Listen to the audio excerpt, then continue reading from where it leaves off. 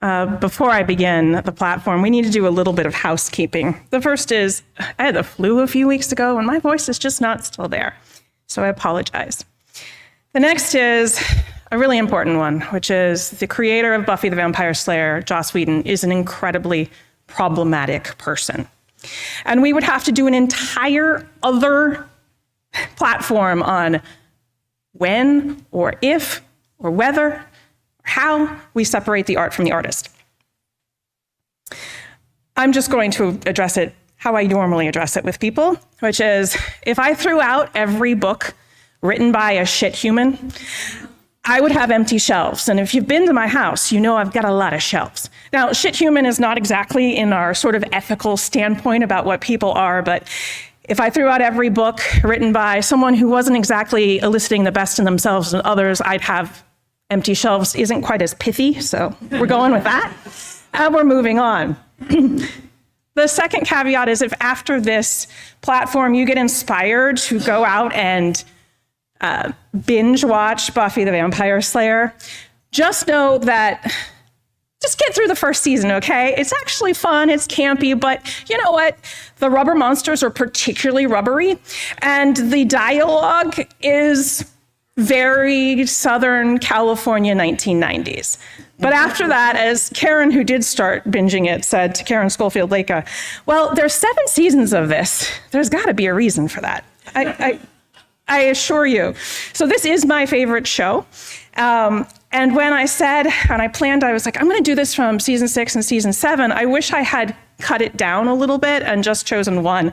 Because I said to the tech team, I said, I'm gonna need a handheld mic because just like Casey, I like to wander. Well, I found when I was prepping this that when I talk about this show, my mouth also wanders. And so I found that it's just gonna be a skim. This is not gonna be as in-depth as I originally had meant it to be. Otherwise, we'd be leaving here at 2. And I think you all have plans for the day. So, who is this Buffy person anyway, right? I am hazarding a guess that the majority in here may have never even heard of Buffy the Vampire Slayer. Can I get how many people have heard of it before? How's that? Oh, yay, hooray! Okay, how many of you have watched it? All right, sweet. How many of you have heard the term the big bad? Okay, less of you, I'm amazed. That show coined that phrase. If you've ever heard, this is the big bad we're facing, that came from Buffy.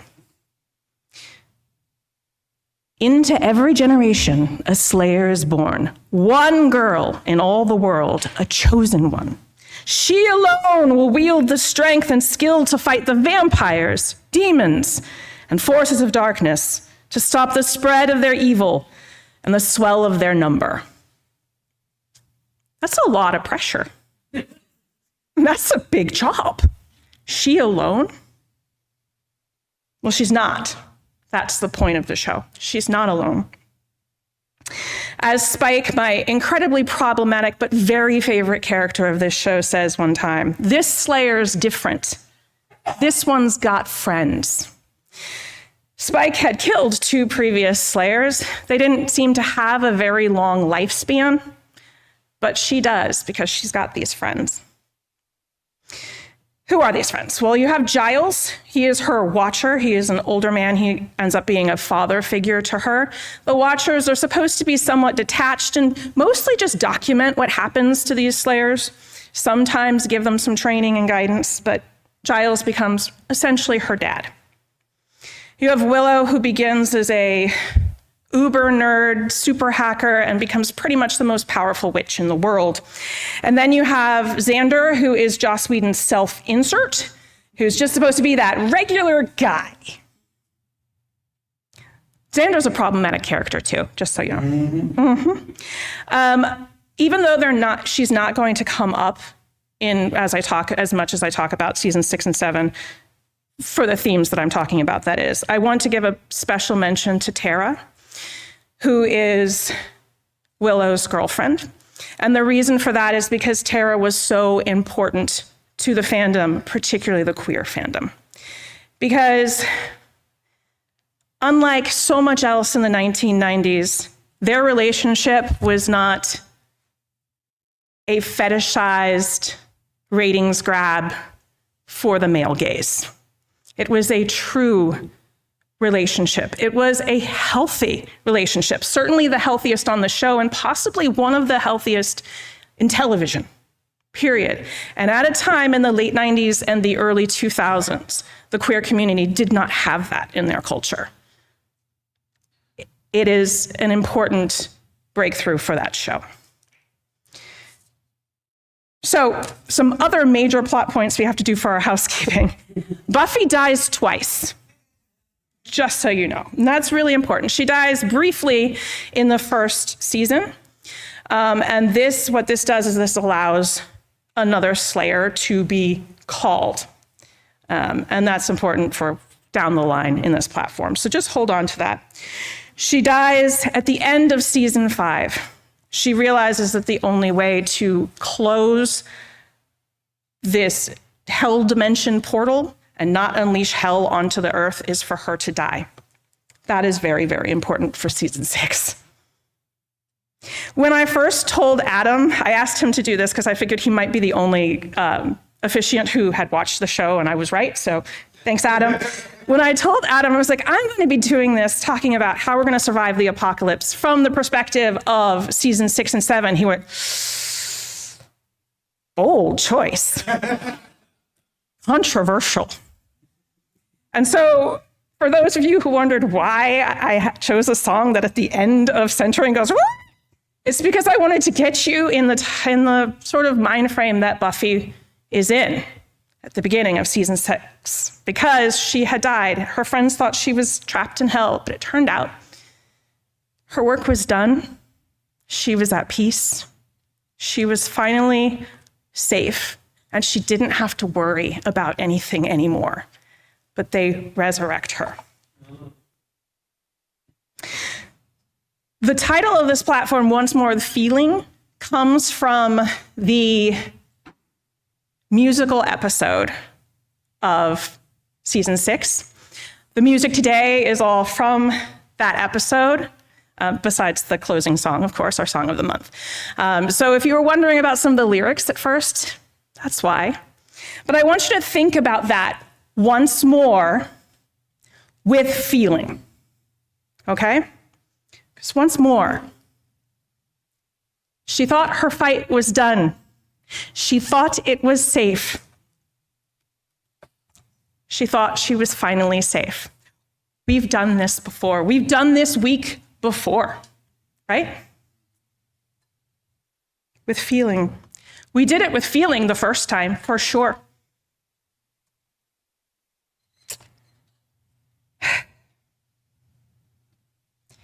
You see, season 6's Big Bad at first looks like this trio of people. Their leader, sort of leader, Warren, a misogynist, a rapist, a narcissist. That's not topical at all. And his bumbling sidekicks, not topical. But it turns out that the big bad of season 6 is, in fact, life itself. So when Buffy comes back, thinking her fight is done, her reaction is apathy. She just wants to feel alive. She's just going through the motions. There was an article before that, I'm going to talk about this. So in 2017, the day after, 2016, the day after, when everything went wrong, Amanda was like, we're going to get a vigil together. Can somebody come sing at that? Yes, I will come. We did a really quick run through and we sang this song. Chorus got together and we sang to each other. Everybody hugged. 2024, KC thought we needed the same thing. And I might not be the only person who did this, but what I looked at, I looked at my phone and I went, nope. I didn't want to be here. I didn't want to be around anyone Not a single person. I just couldn't do it. And anytime my phone would start dinging with notifications, nope. And New York Times, you can F all the way off with your notifications. That's how I felt. But speaking of them, one of their notifications this week, and I think I wasn't the only one feeling this way. The resistance of 2017 is the resignation of 2025. She doesn't really want to be around her friends or connect with them anymore. She disconnects from them because she doesn't want to let them know the pain she's in. She's the hero. But they're doing their own disconnections too. Each of them, Willow, Xander, Giles, they're all going through things as well. And before, when they would come together, that's how they fought the evil. Even, in fact, in season 4, there's a spell that gets each one of their best qualities and puts it into Buffy so she can fight the most underwhelming big bad of the whole series. But that being said, before they were always together, and in season 6, they're not. And ultimately, because of this distance, it's one of their own. It's Willow, who almost causes the apocalypse. And it's Xander, unfortunately, who needs to remind her that it is love and connection that makes all of this make sense. And that's going to be really hard for us right now. Because for many of us, the people that we love, it feels like they want to end the world in some fashion. And maybe it's because of their own fears, maybe it's their own pain. But they don't see that bringing the apocalypse ends those that they love too. So, though Willow physically hurts him over and over and over again, he has to keep saying, I love you, even though you're not a very good person right now, to eventually make her stop destroying the world. Now, I recommend doing this if you can and if it's safe for you.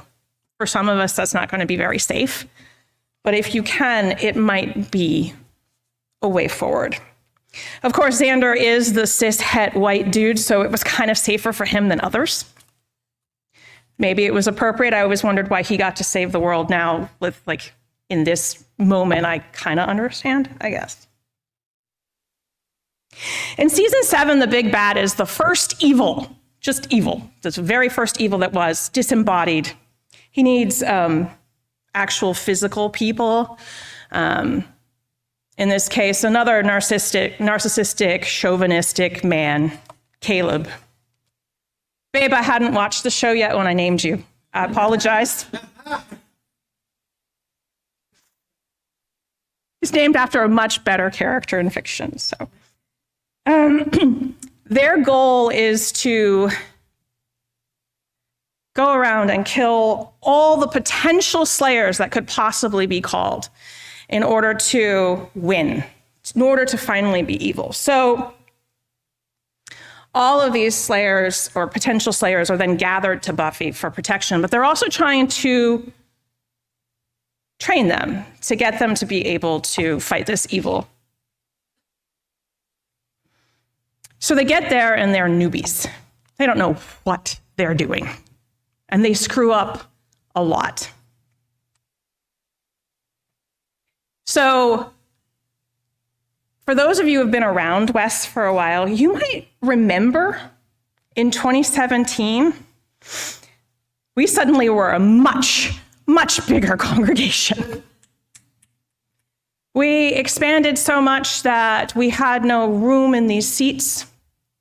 We had no room in Sunday school. And we had a lot of newbies. We also had a lot of old timers who were like, well, they just don't get it, or they don't understand. They're doing it wrong.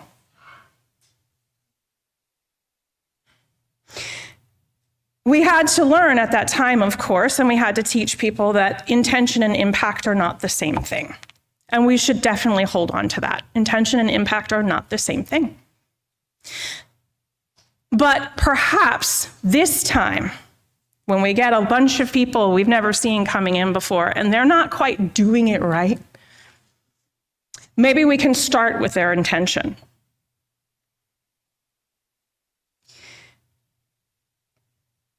Of course, I'm not saying that we don't have a right to be angry, and I'm not saying that we don't have a right to say, sometimes you're not doing it the best way. I'm just asking that this time maybe we're a little kinder when we do it. Maybe this time when people want to help, we play to their strengths because they're going to get it wrong. That's just the way it is. Whenever somebody comes to something new, whenever particularly they're trying to do good, they don't understand what's come before, and it's okay to educate them. This time, what I'm asking is that we don't simply slap a label and tell them to go sit in the corner until they get it right. This time, let's educate. Let's educate them instead of labeling and instead of pushing out. Because we didn't just collapse or get so small because of the pandemic. That was definitely part of it, right? We thought we were, after the pandemic, that was hard. But also, when things looked better, there wasn't as much of a need to come back and have that community.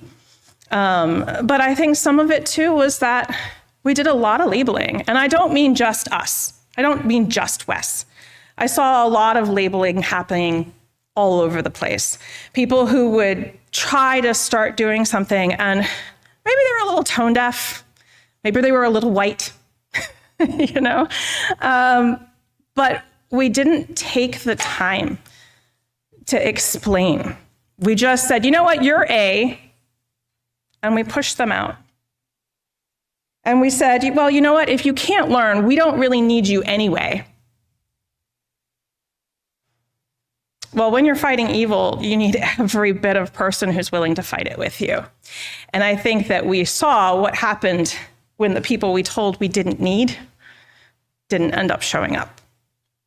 We need everyone. We need everyone who is willing to fight evil.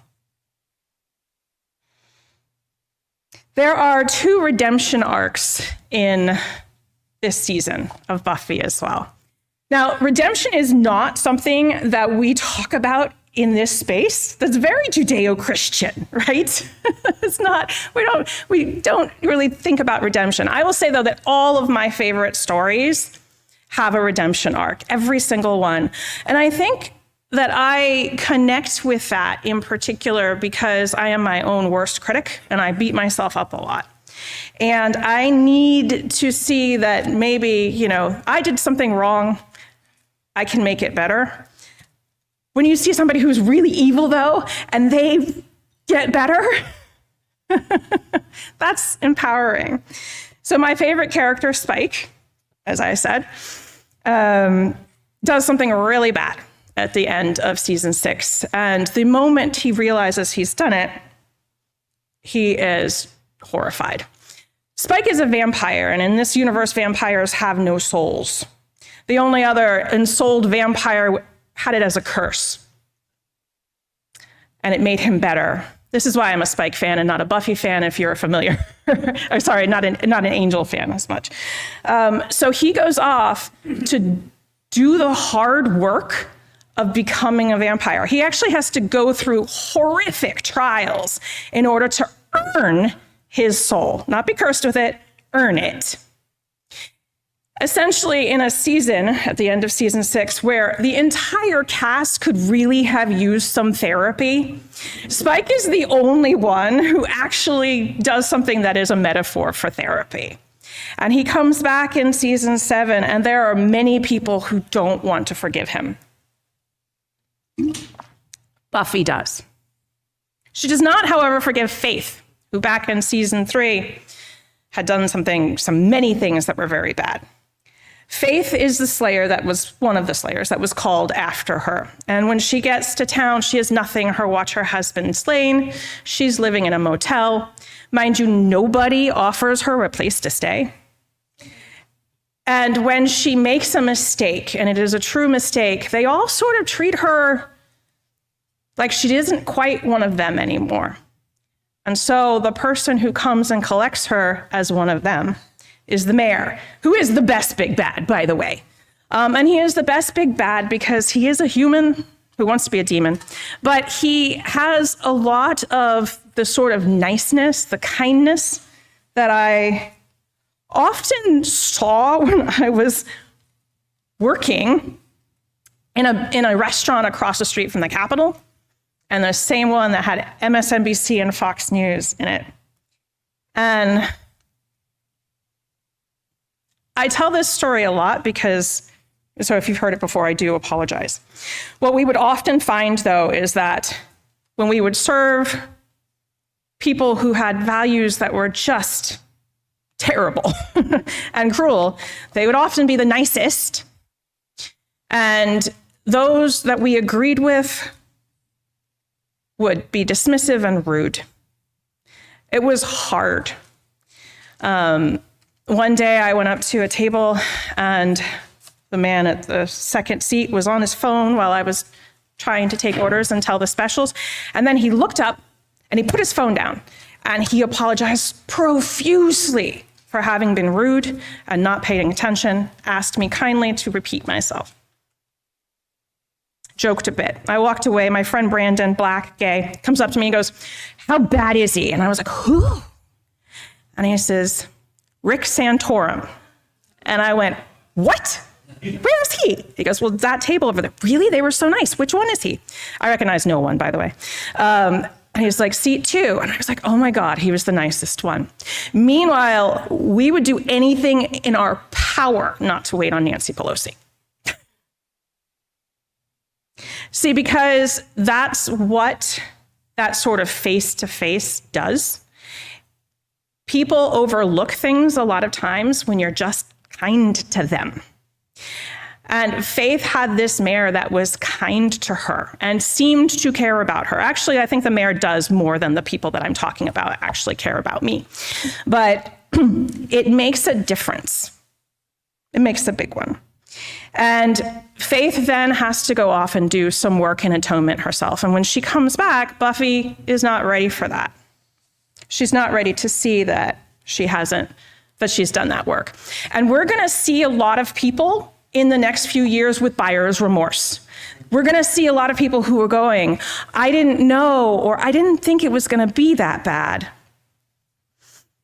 And I want you to have the response that Buffy has to Spike and not the response that Buffy has to Faith.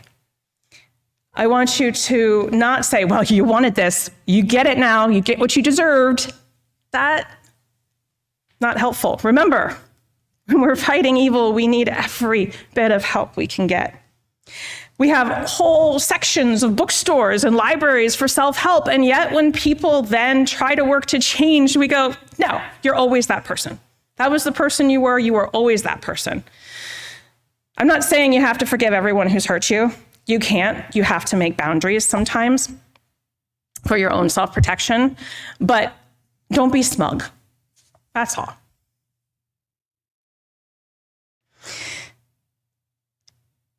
In this season as well, Buffy forgets a little bit of what she learned in season 6 because we're human and we make the same mistakes sometimes. And she gets to thinking she is the only right way. She has the only way to fight these uber vamps, the first evil, Caleb the misogynist. She's the one. It's not a democracy. Everybody got to listen to me. I'm the one who's been doing the fighting. It's me. Your way is wrong. Perhaps even your cause is wrong. Last time, there was a lot of arguing over how to do the work. And there was also even arguing about what work should be done. I joked about this on a platform last year sometime, how the people who are not doing good works, who are doing the opposite of good works, will look around and be like, the group you're oppressing is not the same group I'm oppressing. But you are oppressing people, right? You're oppressing people that are marginalized, right? Yes, yes. Cool.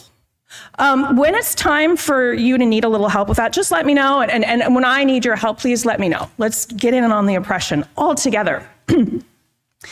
Whereas oftentimes we, and again, not just this space, we looked around and said, the cause that you are doing is not the cause that I am doing. Or the way you are doing the cause is not the way I'm doing the cause. Therefore, your way is bad, or your cause is bad. In particular, I think of two things that happened. One is around the same time that Black Lives Matter was really getting ramped up. Does anybody remember that like ice bucket challenge for ALS, right? And people were doing that too. And I saw a lot of backlash.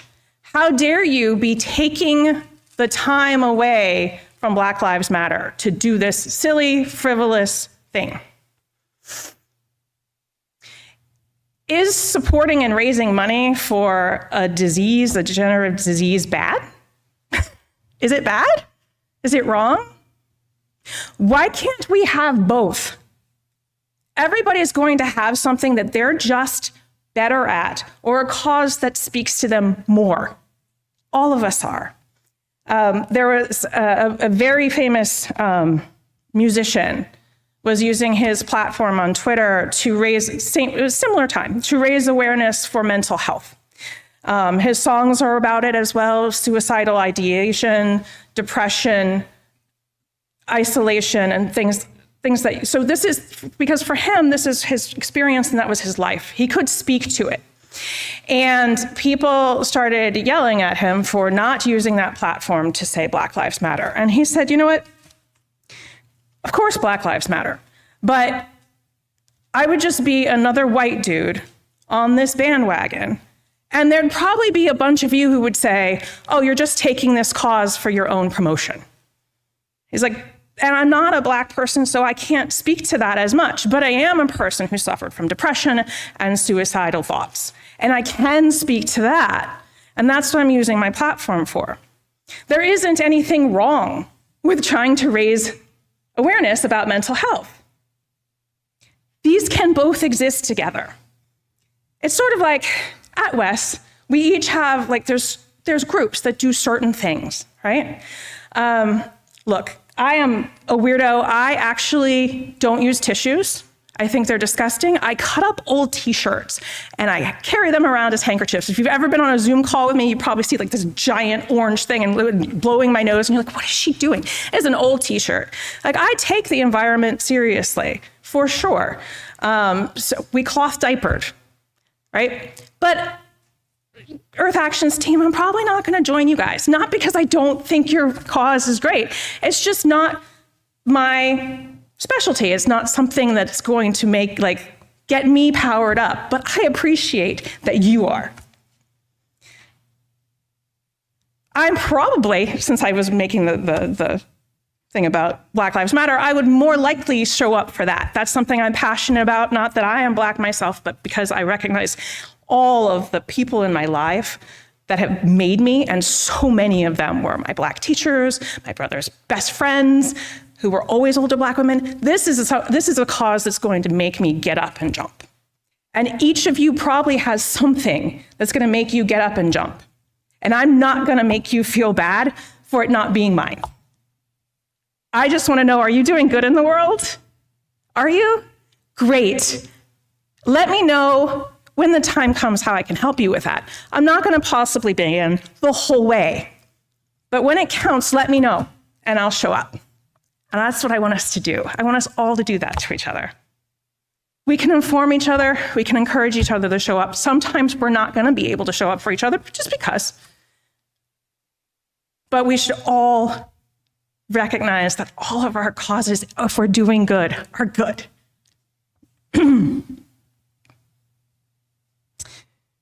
Fortunately, Buffy finally gets her head out of her butt and they all come together and they fight the vampires and they win. Spike is the champion. It's great. It actually ends great. Some people don't think it's like, actually, I think it's one of the better season finales or series finales. Buffy does do a lot of speechifying, though, in that season. It can be a little tedious sometimes. But I want to leave us with this. It's from one of her speeches. There is only one thing more powerful than evil, and that is us.